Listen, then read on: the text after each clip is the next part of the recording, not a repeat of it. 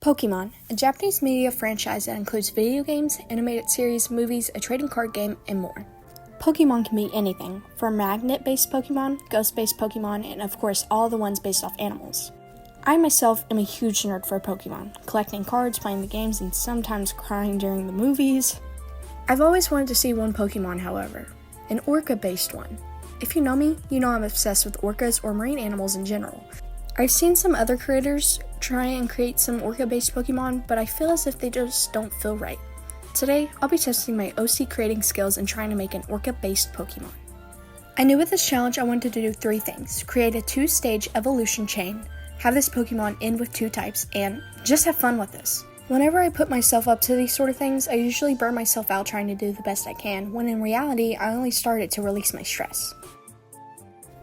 After brainstorming some names and drawing up some sketches, I felt like I could start with the line art. I started with the basic evolution, Naka, a play on the words gnawing and Orca. I wanted this creature to have 4 legs to give it a simpler, cutish look, a huge head as well. I kept the colors similar to a regular Orca to stay in my comfort zone. This design really just reminded me of a man kit persona, to be honest with you guys. After coloring and shading, I added a gradient overlay. I wish I had lowered the opacity on this, it's way too harsh looking back on it. Here's the final product of Naka. Other than the gradient, I'm really happy with it. The name feels right and so does its proportions.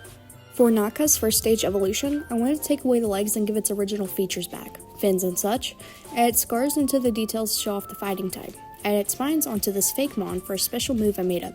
Using its tail, it can smack its opponent and do double the damage for each tail its coin toss lands on. For the colors, I went with a more muddy look, darker blues, and a hint of purple for the spines. This time with the gradient, I kept it lower and honestly I like how it turned out. Introducing Dredka, a dreadful, almost brooding look for this fakemon really worked out in the end. For the second and final stage for Naka's evolutionary chain, I kept its body similar to Dredka, adding more spine down in its body though. I kept the scars as well, but added 1 scar cutting down the middle of its eye, blinding it. I kept the colors muddy, but brought back some light to it. I don't know why though, I genuinely don't like it because it reminds me too much of a shark/dolphin. That's what I get for messing with colors though. A gradient was added, but as for Naka, I wish I lowered the opacity. It just seems too harsh. I'm not super happy with how this fakemon turned out, and hopefully I can recreate it in the future. Introducing Krakenjaw. With its huge mouth, it likes to bite onto boats and sometimes trainers. All over, however, I'm happy with most of the design choices I made during this challenge. Over the span of 2 days and the 2 days of filming, I had a lot of fun creating this fakemon. I could see it actually being in the show, chasing down boats and bullying sillies. Thank you guys for watching this video. Make sure to subscribe. I do a handful of art videos including animations and speed paints, commentary-esque videos, and sometimes gaming. I'm also working on a series called Spiral. If you want to check that out, just head over to the channel and click on the Spiral playlist. I'm also getting a new mic hopefully soon. It should be coming in, so stay tuned for that.